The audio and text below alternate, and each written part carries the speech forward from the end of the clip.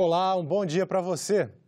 Está na pauta da reunião de hoje da Comissão de Constituição e Justiça o projeto de lei de iniciativa popular, conhecido como 10 medidas de combate à impunidade e à corrupção. Além disso, também deve ser analisado um projeto que prevê a perda automática de mandato de deputados e senadores que forem condenados em crimes previstos na lei da ficha limpa. Hoje, o cidadão que tem sentença transitada em julgado em um órgão colegiado não pode ser candidato. Entretanto, se ele tiver uma sentença transitada em julgado no exercício do mandato, ele pode continuar exercendo o mandato.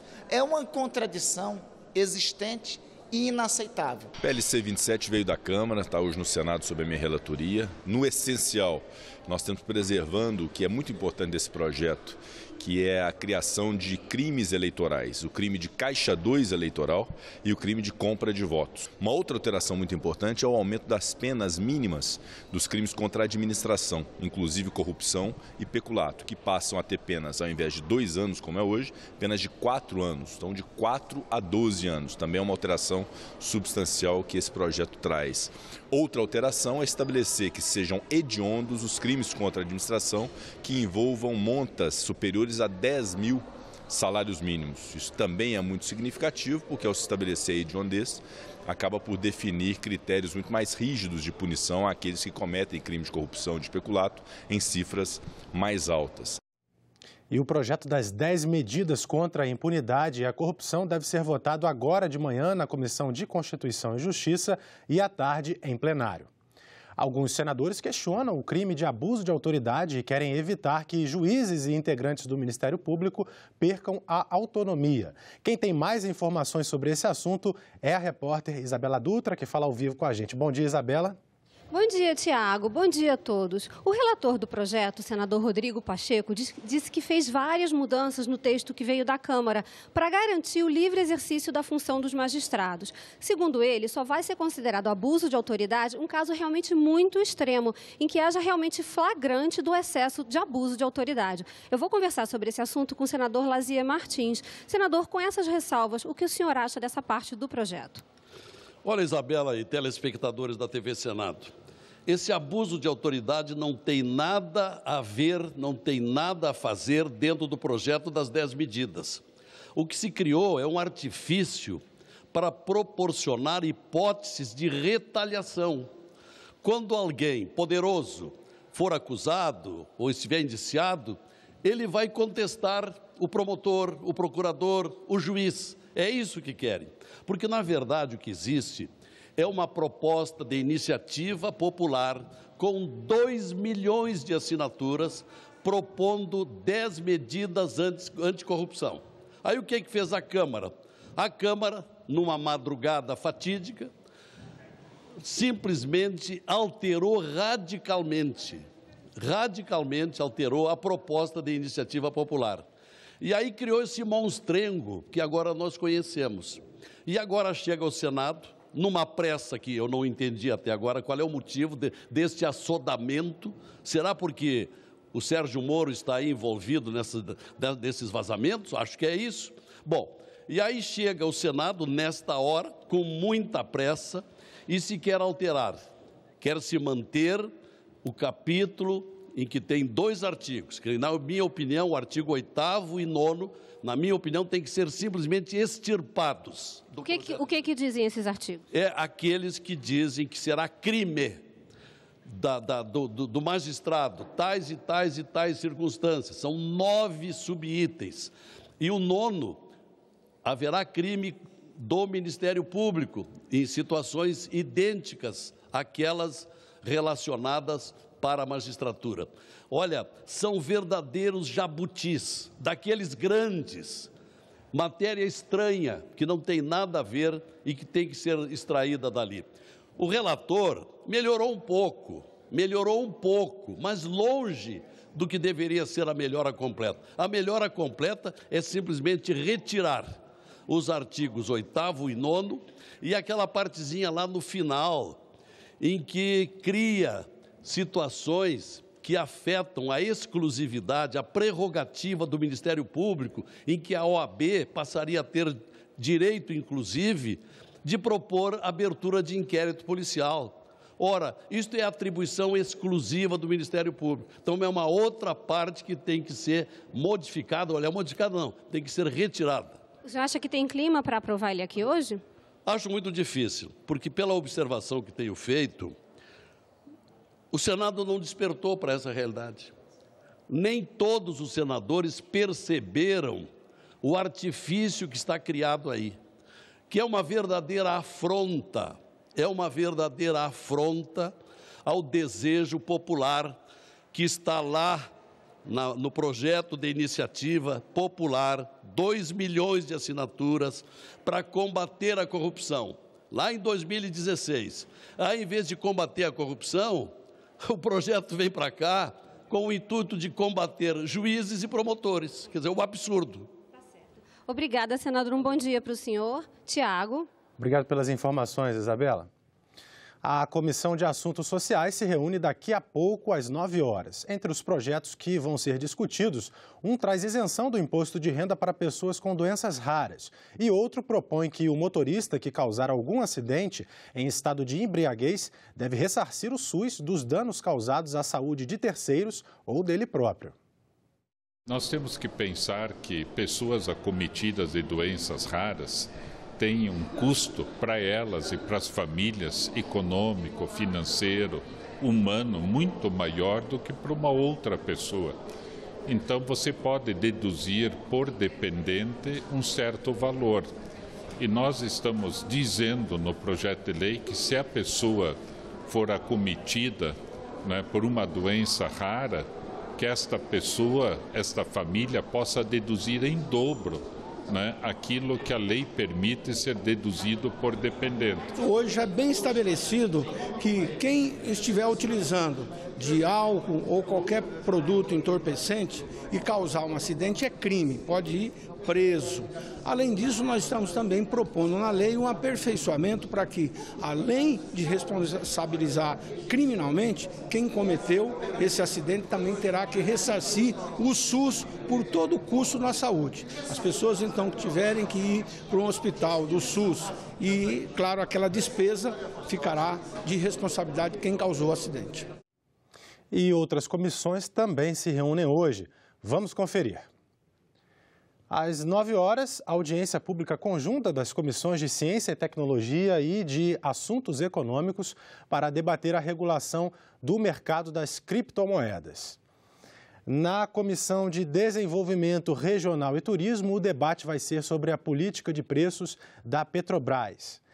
Às 10 horas, na Comissão de Assuntos Sociais, mais uma audiência. O tema vai ser um projeto que torna obrigatória a graduação em Educação Física para o exercício da profissão de treinador de futebol profissional. Na Comissão de Relações Exteriores, os senadores sabatinam o indicado para diretor-geral da Agência Brasileira de Inteligência, a ABIN. E às 11 horas, na Comissão de Agricultura e Reforma Agrária, audiência pública sobre o projeto de lei que permite ao assentado, mediante autorização do INCRA, a exploração do potencial de energia eólica ou solar existente no imóvel. O presidente da República, Jair Bolsonaro, revogou 2 decretos editados em maio que facilitaram o porte de armas no país. Ao mesmo tempo, o governo editou 3 novos decretos e encaminhou ao Congresso um projeto de lei sobre o mesmo tema. O ministro da Casa Civil, Onyx Lorenzoni, veio ao Senado comunicar que o governo voltou atrás quanto aos decretos de flexibilização do porte de armas de fogo e uso de munições editados no mês passado. Ele anunciou a revogação das regras. O governo refletiu sobre a manifestação do Senado, de comum acordo proposto pelos líderes do Senado, fica o decreto da posse, o decreto dos CACs e nós retiraremos então, né, o decreto do porte. O governo teve a humildade de vir ao Senado e apresentar uma alternativa. Então, eu quero louvar a atitude de vir comunicar a edição dos decretos e ainda mais agora a revogação de um decreto, já que não teve consenso na Câmara nem no Senado, o governo também dá um passo atrás e revoga o decreto. A decisão do governo veio poucos dias depois de o Senado aprovar a suspensão desses atos presidenciais. Além das revogações, o Executivo editou 3 novos decretos regulamentando o porte, a comercialização e a posse de armas de fogo e, especificamente, o registro e a aquisição das armas por caçadores, colecionadores e atiradores. Eu quero aplaudir aqueles que aqui vieram em nome do presidente Jair Bolsonaro na busca de um caminho comum, apesar das divergências. Agora sim, presidente. Agora nós vamos debater. Agora nós poderemos votar um projeto de lei que apresente uma regulamentação competente, inteligente, que possa atender às expectativas do povo brasileiro. O presidente Davi Alcolumbre afirmou que o Senado votará nesta quarta-feira de manhã na CCJ e de tarde no plenário uma proposta que permite a proprietários rurais a utilização de armas de fogo em seus imóveis. Este projeto estará na pauta de amanhã como item 2 da pauta. Por que não entrou hoje? Não é porque não teve acordo, ao contrário, teve acordo desde a semana passada para votarmos essa matéria. Não entrou na pauta de hoje porque não deu tempo de passar em uma comissão. O presidente Davi Alcolumbre anunciou ainda que o Congresso vai devolver a parte da medida provisória 886, que atribui a demarcação de terras indígenas ao Ministério da Agricultura. A MP 870, rejeitada pelo Congresso este ano, determinava a mesma coisa. É vedada a reedição na mesma sessão legislativa de medida provisória que tenha sido rejeitada ou que tenha perdido sua eficácia por decurso de prazo. Nesta quarta-feira, às 11 da manhã, o Congresso Nacional vai promulgar a emenda à Constituição que determina a execução obrigatória de emendas das bancadas estaduais no orçamento da União. Essa vai ser a 100ª emenda desde que Ulisses Guimarães promulgou a Constituição em 1988. A ampliação dos direitos trabalhistas aos empregados domésticos, a inclusão do transporte como direito social fundamental e o fim do voto secreto em processos de cassação de parlamentares são exemplos de emendas ao texto da Constituição Federal Brasileira. Agora, pouco depois de completar 30 anos, a Carta Magna recebe a 100ª mudança, além das 6 alterações feitas à época da revisão constitucional, em 1994. Não é normal se fazer tantas alterações ao texto de uma Constituição, principalmente no nosso caso, em tão curto tempo. A nossa Constituição, ela inicialmente, lá no dia 5 de outubro de 88, quando ela foi promulgada, ela foi entregue à sociedade com 243 artigos.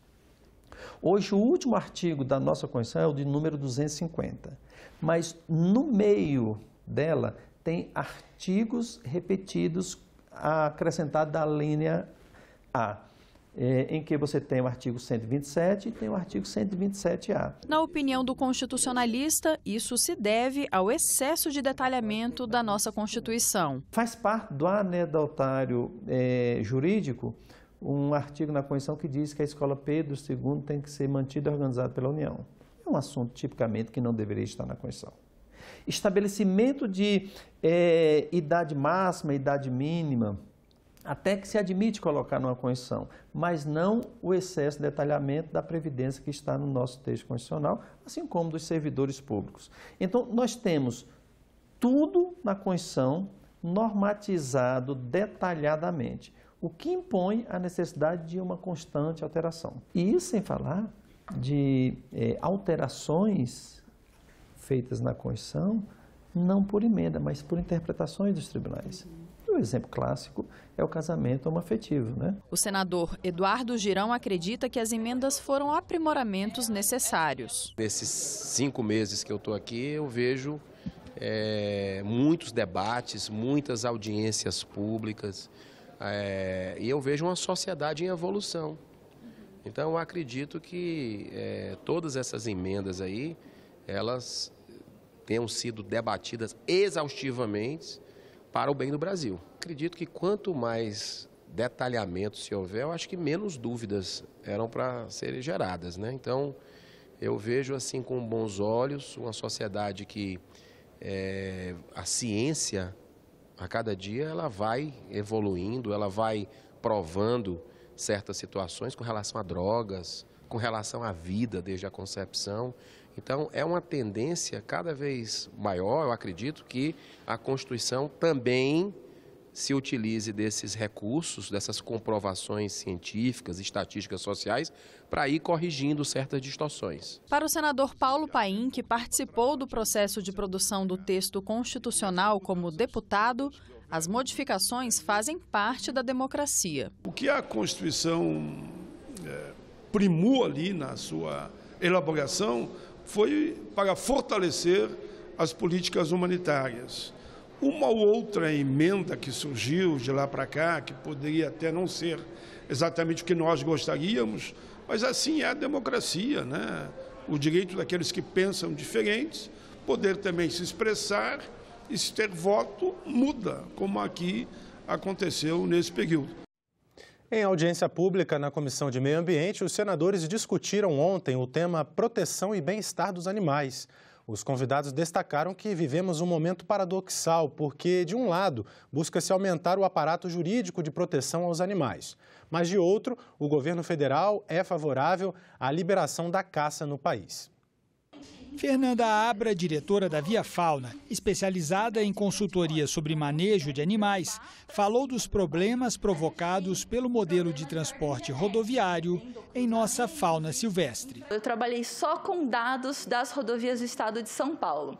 Por ano, as estimativas é que morram 39 mil mamíferos silvestres de médio e grande porte. Então, considerem gambá para cima, gambá de 1 quilo até a anta de 300 quilos. Ela destacou o que deve ser feito para diminuir esse impacto. Esse é um exemplo real de um projeto de engenharia, uma passagem superior de fauna, tanto para a fauna terrestre quanto para a fauna arborícola.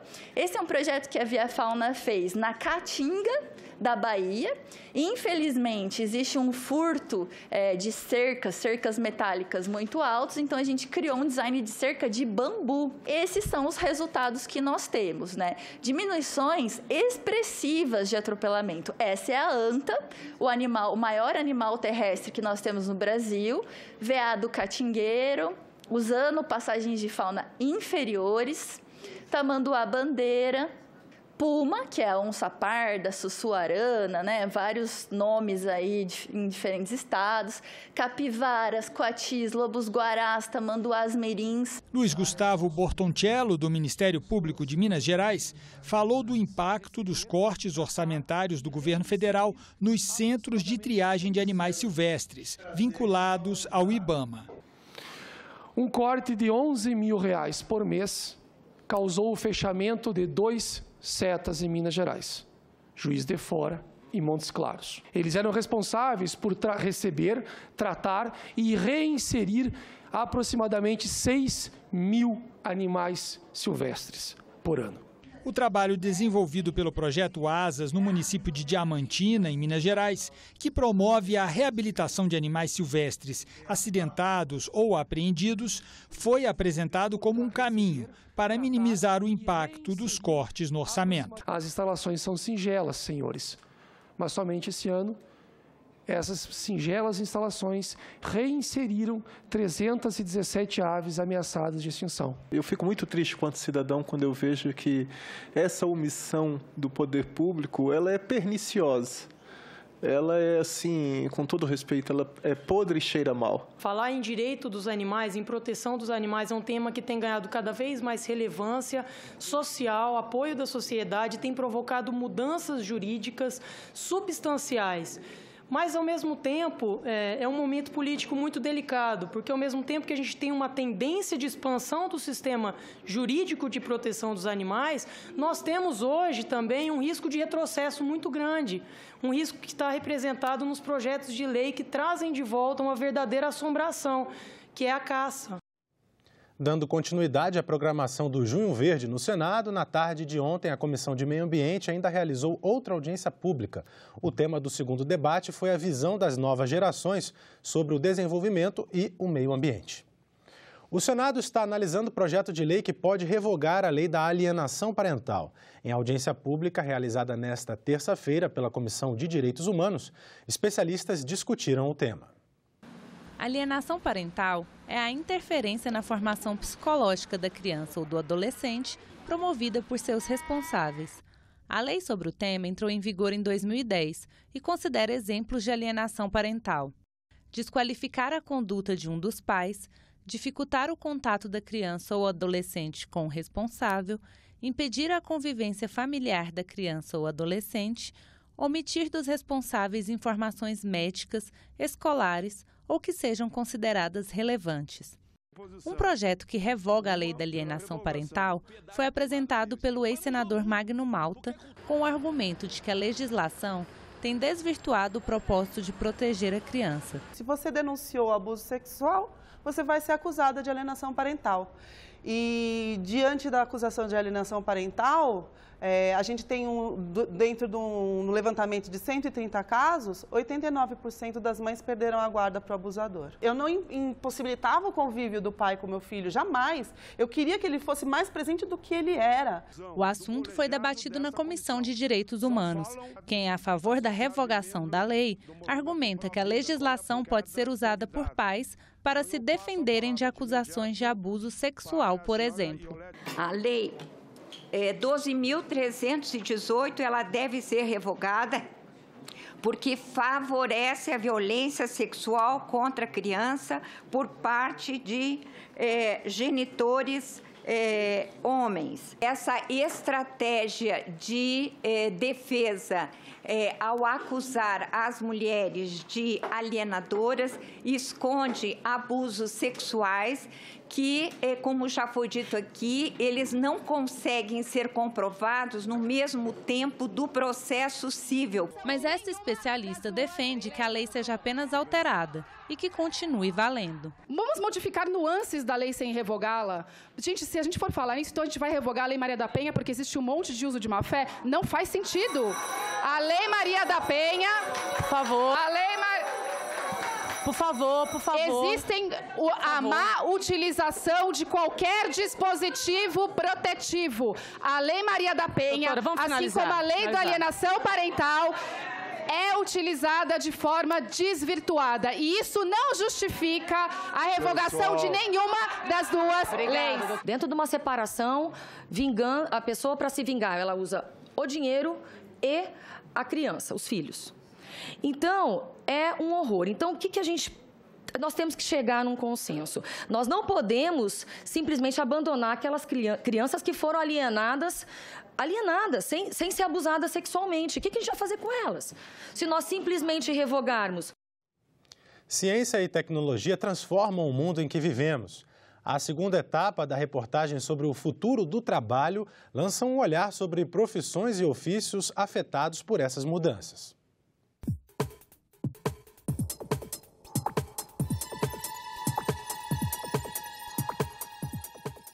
O telefone celular está em toda parte e ele é o mais perfeito exemplo de inteligência artificial embarcada. Ele grava, filma, avisa, orienta, traduz, diverte e um monte de coisas mais. Mas esse objeto também trouxe consequências para a vida de muita gente. Eu vou falar aqui com o meu Google. Ok, Google. O que é inteligência artificial? Inteligência artificial é a inteligência similar à humana exibida por mecanismos ou software, além de também ser um campo de estudo acadêmico.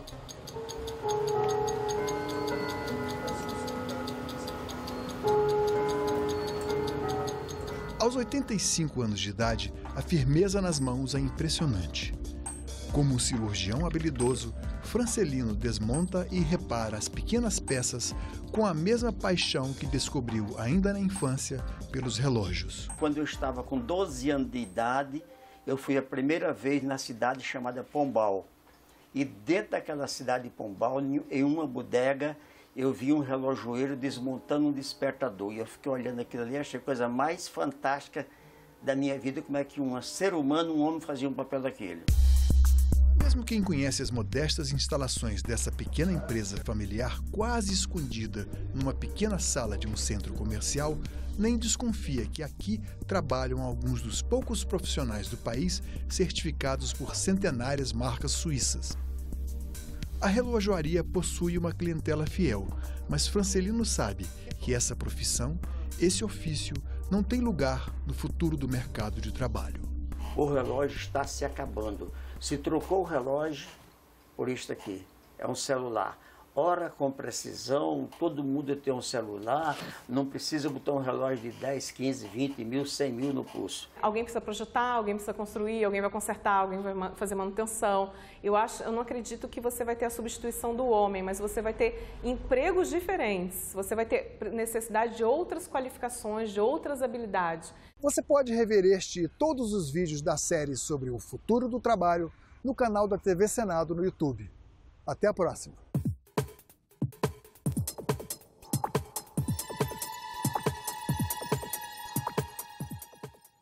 E nós ficamos por aqui. Você pode rever as reportagens desta edição na nossa página na internet, senado.leg.br/tv.